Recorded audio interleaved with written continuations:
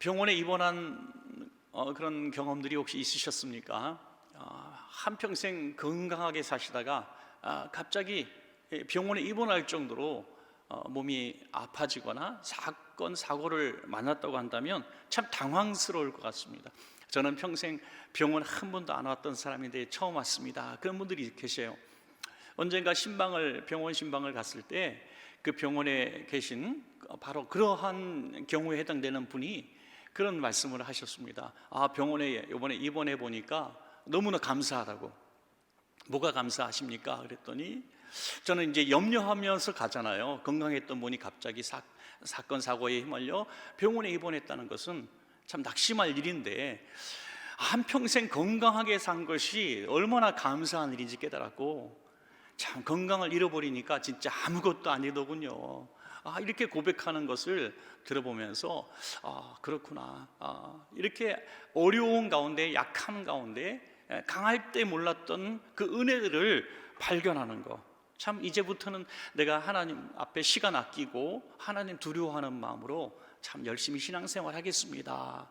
그렇게 고백하는 걸 봤습니다. 하나님의 사람이죠. 하나님을 잘 모르는 사람은 이렇게 얘기할 거예요. 목사님, 내가 그래도 주일날 교회 나왔는데 내가 왜 이런 고통을 당해야 됩니까? 하나님이 나를 왜 안 지켜주셨습니까? 이렇게 말하면 어쩔까요? 우리가 그리스도인들이 참 하나님 앞에 감사하게 되는 경우가 많은데, 참 역설적으로 이런 약함 가운데서 감사할 때가 더 많다는 것은 참 놀라운 비밀이 아닐 수가 없습니다. 그래서 깨닫는 것은 약하고 강함의 문제가 아니라 은혜를 깨닫는 것이 얼마나 소중한 일인가 하는 그런 생각들을 해보게 됩니다. 바울의 약함은 육체적인 약함과 또 이 신앙적 약함이 같이 있었습니다. 여러분, 육체적으로 약한 것은 오늘 성경에서 기록된 것처럼 하나님 앞에 3번씩이나 간절하게 내 육체의 약함을 치료해 달라고 기도했습니다. 다른 사람은 한 번 안수기도 하면 다 고침을 받고, 바울의 앞치마만 갖다 드려도, 그림자만 덮여줘도 병이 떠나갔어요. 그런데 자신의 병은 고쳐지지 않는 것입니다. 여러분, 우리가 이해할 수가 없지 않습니까? 다른 사람은 다 잘 고치는데 본인은 정작 하나님 앞에 3번씩이나 기도해도 이 질병에서 계속 고통받는 겁니다. 이해할 수가 없었어요. 바울은 하나님, 내가 왜 아파야 합니까? 사역을 하는데 너무 힘듭니다. 하나님, 너무 고통스럽습니다. 어떤 목사님은 강단에 서 있는 이 1시간이 너무 힘들 정도로 다리가 후들후들 떨릴 정도로 몸이 약한 분이 계세요. 그래서 중간에 의자를 갖다 놓고 앉아서 또 설교하시다가 또 희운이 좀 나면 일어나서 설교하시고, 이 정도로 힘드신 분들이 있어요. 어떤 분은 목소리가 안 나와가지고 성도님들이 아주 귀를 쫑긋 아주 열어놓고 들어야 간신히 한 반 정도 알아들을 수 있을 정도로 아주 목소리에 힘이 없는 목사님들도 계십니다. 그런 목사님들이 이렇게 고민하죠. 하나님, 내가 다른 일도 아니고요, 내가 설교를 하기 위해서 건강 달라는데 왜 안 주십니까? 라고 한탄할 수도 있는 것이죠. 바울이 그 고통을 지금 당하고 있는 것입니다. 또 영적으로 얼마나 이 바울이 곤고한 사람인지 모릅니다. 여러분, 신앙생활 잘하고 중직자고 목회자고 선교사고 이런 장로님 정도 되면은 신앙생활 아주 잘하시니까 하나님과 친밀한 관계에 이렇게 있는 분들로만 이렇게 생각할 텐데요. 여러분, 물론 그렇습니다. 외부적으로 보면은 평범한 세상 사람들이 하는 그런 일들보다 훨씬 더 신앙적으로 산다고 볼 수가 있겠죠. 세상에 보는 윤리나 도덕이나 이런 걸 떠나서도 말이죠. 그런데 그럴수록 더 영적으로 고민되어지고 공고하다는 거죠. 여러분, 사도 바울이 신앙생활이 깊어지고 영적으로 깊어질수록 자신의 죄성이 자꾸 드러나는 거예요. 그래서 자기 자신에 대해서 자꾸 자학하고 하나님 앞에 이 죄책감 때문에 곤고하다고, 이렇게 내 안에 있는 혈기, 내 안에 있는 분노, 내 안에 있는 미워하는 마음들, 내 안에 있는 과거의 죄악들, 이런 것들이 자꾸 드러나는 거예요, 신앙생활. 그래서 자기 마음에 두 마음이 있는데, 한 마음은 선하게 살려고 하는 성령의 마음이고, 하나는 자꾸 나를 육신을 볼모로 잡고 이 육신의 본능으로 죄짓게 만드는 악한 세력에 대해서 이 안에서 전쟁이 날마다 일어나는 거예요. 날마다 전쟁이 일어나는 거예요. 그래서 사도 바울은 이렇게 고백하지 않습니까? 로마서 7장 24절에 오호라 나는 곤고한 사람이로다. 이 사망의 몸에서 누가 나를 건져내랴 하는 거죠. 여러분, 우리들도 바울과 마찬가지로 육신적으로 또 영적으로 항상 약점 가운데 고통을 받고 있습니다. 경제적으로 갑자기 고난을 겪게 되면 우리가 얼마나 곤고합니까? 갑자기 질병에 걸려서 병원에 입원하거나 이 아픔 때문에 정말 예배 나오는 것조차 힘들고 경제생활이 너무 힘들어질 때 얼마나 곤고하고 힘듭니까? 믿음이 약해지는 일들, 또 내가 예수 믿는다고 하지만은 도무지 믿는 사람 같지 않게 드러나는 혈기들, 이 분노들, 미움들. 여러분, 사람이 참 그런 것 같아요. 겉으로는 참 절제되어지고 예의가 있어 보이고 막 그런데요, 이 치매가 들거나 또 나이가 많아지시거나, 여러분, 이 전혀 쓰지 않았던 50년 전에 썼던 막 일본어가 나오고요, 욕이 나오고 그런다는 거예요. 막 원색적인 욕들이 나오고 비하한 막 정말 수준 낮은 이런, 그렇게 점잖고 배우고 체면 있는 사람들이 어떻게 그럴 수 있을까? 참 안타까운 일이죠. 여러분, 우리도 그렇게 약하다는 거예요. 내 친구 목사님이 아주 오래전에 참 교회의 분쟁 가운데 너무 고통을 받았어요. 너무 제가 들어도 너무 속이 터지고 분하고 억울할 것 같아요. 그래서 결국에는 미국에서 저 동부에서 사역을 했는데, 이 정말 억울하고 분해서 교회에 그냥 사임을 하고 자기 사제를 털어서 변상을 하고 정 미국의 반대편 LA로 그냥 갔어요. LA로. 그쪽 쳐다보기도 싫다고 동부에서 서부로 이사를 가서 그냥 거기서 사는. 그리고 제가 미국에 집회 갔을 때 친구 만났으니까 그래도 같이 여행 가자고 이틀 동안 같이 잠을 잤는데, 같이 호텔방에서 잤죠. 친구가 잠꼬대를, 목사인데 막 욕을 하는 거예요. 욕을. 그 새끼 나 기분 나쁘시고 용원세 옛날에 십장생 막 그러는 거예요. 제가 깜짝 놀래가지고, 근데 제가 가슴이 너무너무 아픈 거예요. 여기서 막 그거 있잖아요. 얼마나 힘들었으면, 얼마나 그 성도가 미웠으면. 성도 한 사람 때문에 그런 것, 한 사람 때문에 죄를 다 얻는 거 뒤집어 씌워가지고 지역 신문에다가 냈어요. 신문에다가, 크리스찬 신문에 내가, 기독교 신문에 내가지고 그 사람 말만 듣고 또 신문을 내가지고 얼마나 애매의 손가락질을 받았는지. 그게 막 이 미움, 증오, 분노. 여러분, 우리가 하나님을 잘 섬기는 사람임에도 불구하고 육신적으로 또는 이런 신앙적으로 이렇게 우리가 해결할 수 없는 약점들이 있다는 것입니다. 그런데 오늘 말씀의 제목이 뭡니까? 약할 때 주시는 은혜가 있다. 은혜가 있다. 그것을 발견하는 것은 마치 보화를 발견한, 보화 진주를 발견한 그런 은혜가 있을 줄로 믿습니다. 우리 안에 있는 이런 신체적인 또 영적인 이런 공고함이 있으신 분들은 오늘 말씀을 통해서 주님의 은혜를 마음껏 누리시는 기회로 삼으시길 바랍니다. 왜 약함이 은혜가 되는가? 두 가지인데요. 첫째는 약할 때 기도하게 하시니 은혜인 줄로 믿습니다. 우린 약하지 않으면 기도하지 않습니다. 내가 할 수 있으니까 도와주세요 라고 말할 수 있는 것이 왜 은혜인가? 우리는 내가 홀로 서 있을 수 있다고 생각하는 순간 넘어지기 때문인 것입니다. 여러분, 어찌 보면 내 자신에 대해서 가장 실망했던 날, 내가 가장 못나 보이던 날, 내 힘으로 할 수 있는 것이 아무것도 없어서 인맥으로, 내 실력으로, 내가 쌓아놓은 어떤 경력으로도 해결할 수 없는 그런 난관에 딱 부딪혔을 때, 내가 기도해야 되겠구나, 이런 생각을 퍼뜩 들게 된다는 거죠.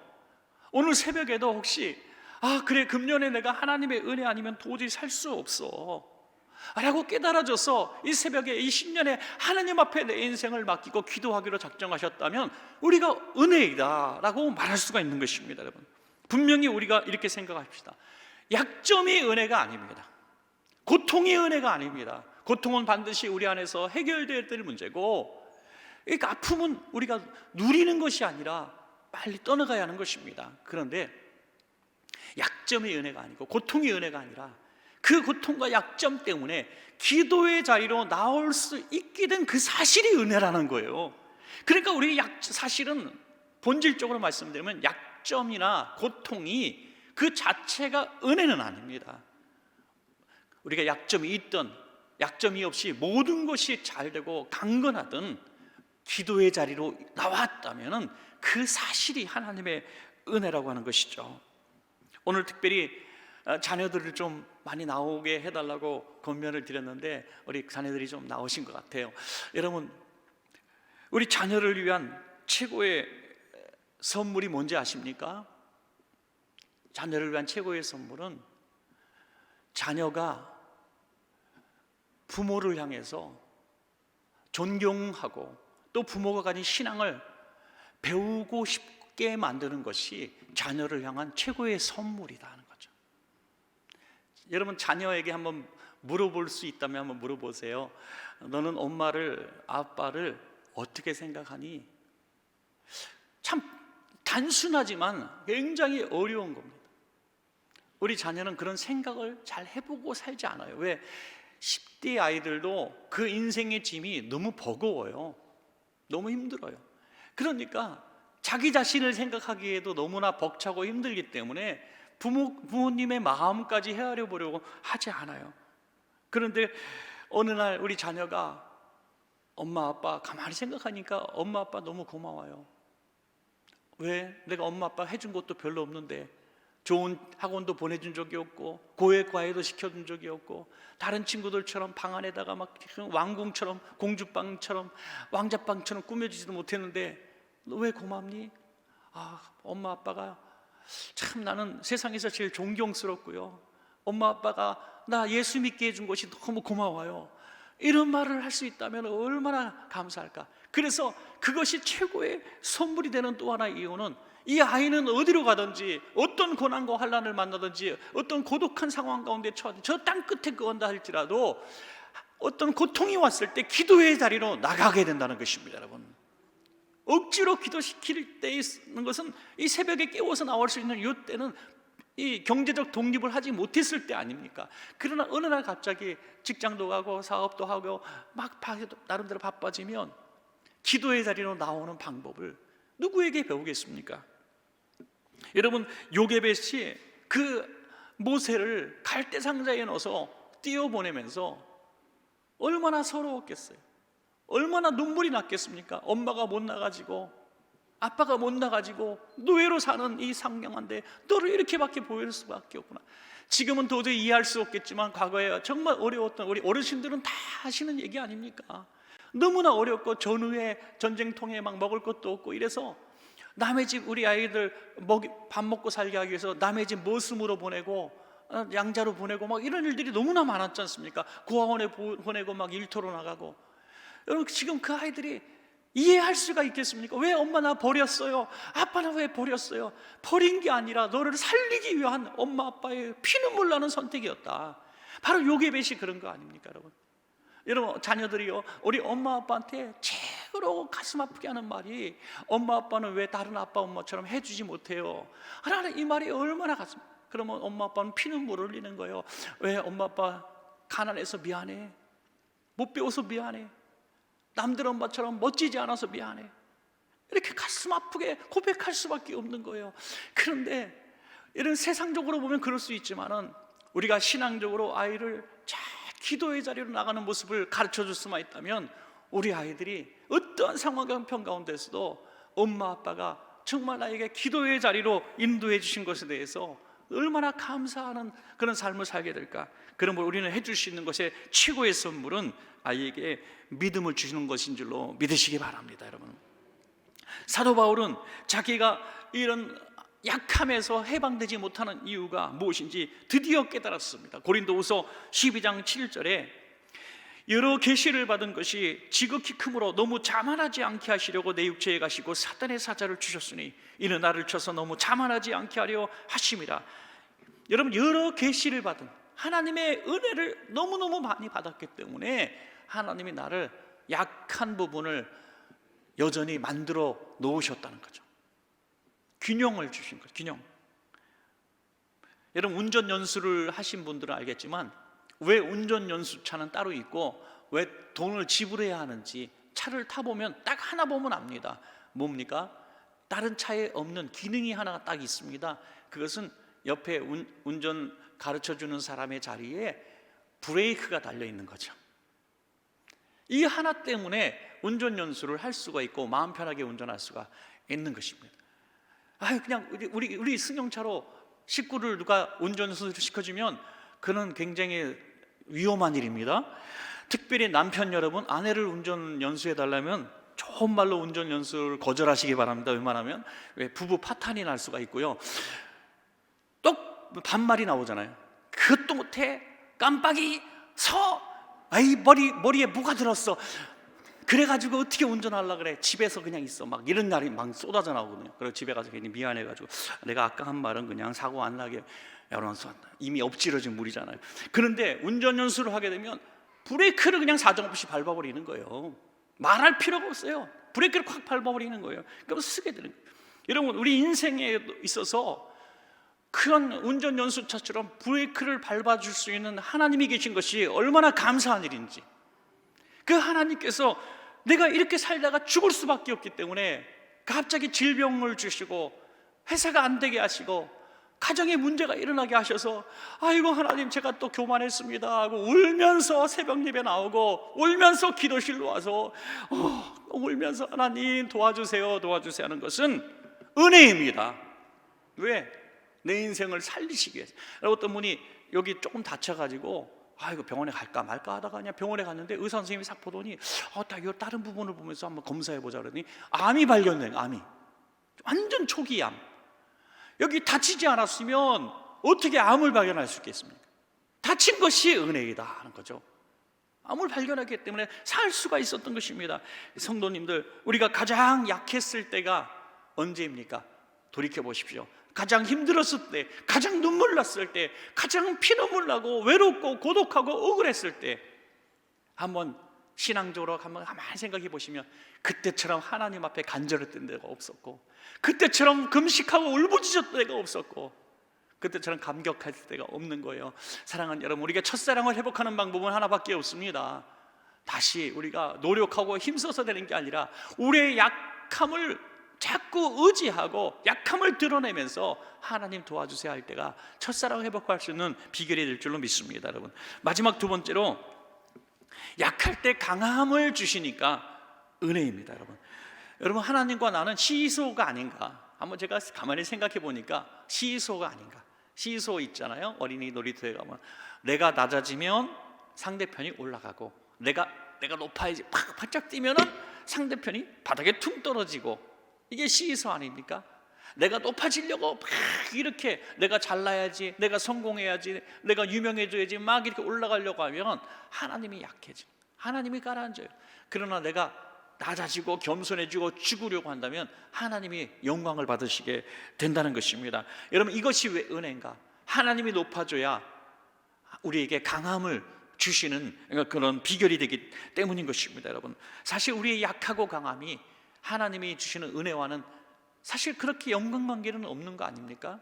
우리가 약할 때에도 하나님을 의지하고, 우리가 모든 것이 형통하고 잘 되어도 하나님을 의지하면 이것이 최고의 축복인 줄로 믿습니다. 여러분, 이 사도 바울은 자신의 약함을 통해서 깨달은 것이 있습니다. 고린도후서 12장 10절에 이는 내가 약할 그때에 강함이라. 우리 자녀들도 우리 부모님에 대해서 인정하시고 또 부모님의 약함을 그냥 이해해 주셔야 합니다. 우리 여기 청소년들, 우리 자녀들 많이 오셨잖아요. 우리 청년들, 우리 자녀들, 부모님을 이해는 할 수 없지만 그냥 부모님의 삶, 부모님의 나를 위해서 헌신하고 최선을 다한 그 한계 내에서 했던 그 모든 일들을 잘 우리가 설명할 수 없지만, 이해시킬 수도 없지만 그냥 그 부모님을 우리가 용서해줘, 이렇게 저는 말하고 싶어요. 용서해줘. 부모님의 연약함을 그냥 용서해줘. 다른 엄마 아빠처럼 멋지지 않고 강하지 않고 부자가 아니고 많이 배우지 못했던 것을 그냥 용서해 줘야 돼요. 여러분, 그것을 어떻게 이해할 수는 없어요. 우리는 이해할 수가 없어요. 어떤 친구가 너무 외모가 이렇게 유전적으로 좀 안 좋았던 것 같아요. 예, 유전적으로 그냥 뭐 안 좋았다는 표현으로밖에 못 하는데, 이 아이가 이 분노, 자기 외모로 자꾸 놀림받는 것에 대해서 분노를 어디다 쏟냐면 부모님한테 쏟는 거예요. 집에 콱 들어오면 자기 방에 딱 들어가고 그냥 분노가 여기 있는 거예요. 나를 왜 이따위로 낳으셨냐 이거죠. 왜 이 모양으로 낳냐. 그거 어떻게 할 거예요? 어떻게 할 거예요? 송명희 시인이 자기는 그렇게 정말 태어날 때 장애를 가지고 태어나서 그 고통을 겪었지만 나중에 주님을 깊이 알게 되고 부모님을 위해서, 엄마를 위해서 그렇게 감사하게 되었다는 그 고백이 있잖아요. 그래서 나 가진 재물 없으나 그 찬양시를 짓게 된 계기가 바로 그런 부분들이 될 수도 있는 거죠. 여러분, 그 배경이 되는 상황이 뭡니까? 엄마가 밥 한 그릇 딱 차려줬는데 그게 너무 고맙더라는 거예요. 여러분, 일상이고 어느 자녀들이 다 받을 수 있는 거지만 그 일상, 나 같은 찌꺼기 같은 존재, 세상에 나가면 아무것도 아니고 놀림받고 혼자 살 수도 없고 설 수도 없는 이 연약한 존재를 엄마가 밥상을 차려준 것에서 갑자기 고마워지더라는 거죠. 여러분, 그래서 은혜는 깨닫는 것이 은혜다 하는 거죠.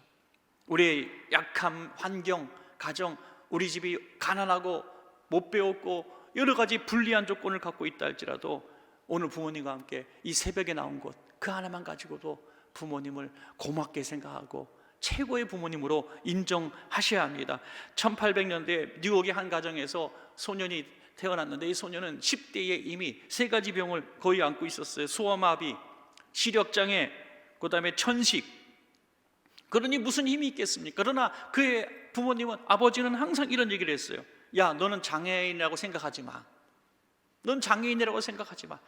하나님이, 강하신 하나님이 너의 약함을 통해서 역사하실 거야. 계속 그렇게 말씀했다는 거야. 너 공부 못하는 거 걱정하지 마.